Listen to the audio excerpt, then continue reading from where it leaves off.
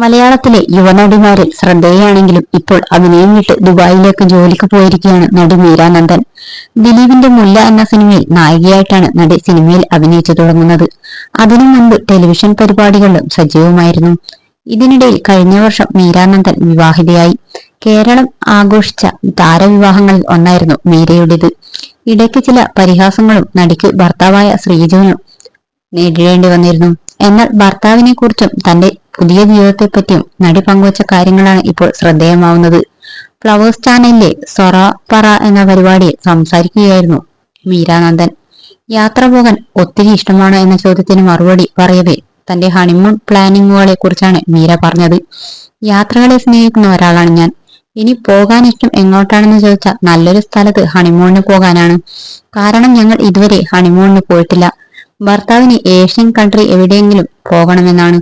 എനിക്ക് യൂറോപ്പിൽ എവിടെയെങ്കിലും പോകണമെന്നും. ഇക്കാരണത്താൽ ഞങ്ങൾ തമ്മിൽ അടി നടക്കുകയാണ്. ആ ഒരു തീരുമാനത്തിലേക്ക് ഇനിയും എത്തിയിട്ടില്ല. അതുകൊണ്ട് ഹണിമൂൺ ഇതുവരെ നടന്നില്ലെന്നാണ് മീര പറയുന്നത്. വിവാഹം കഴിക്കണമെന്ന് ഒരാൾക്ക് തോന്നുകയാണെങ്കിൽ മാത്രം വിവാഹിതരാവുക. ഇനി വിവാഹം കഴിക്കണമെന്ന് ആഗ്രഹമില്ലെങ്കിൽ സിംഗിൾ ലൈഫ് ആയിരിക്കുക.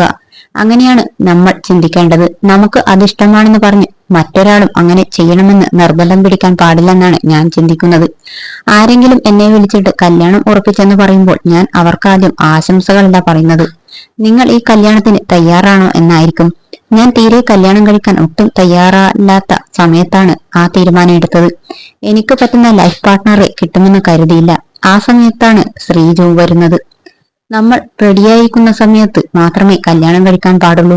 കുടുംബത്തിന്റെയും സുഹൃത്തുക്കളുടെയും സമ്മർദ്ദം ഒന്നും നോക്കണ്ട. നമ്മൾ മാനസികമായി വിവാഹം കഴിക്കാൻ തയ്യാറായിരിക്കണം.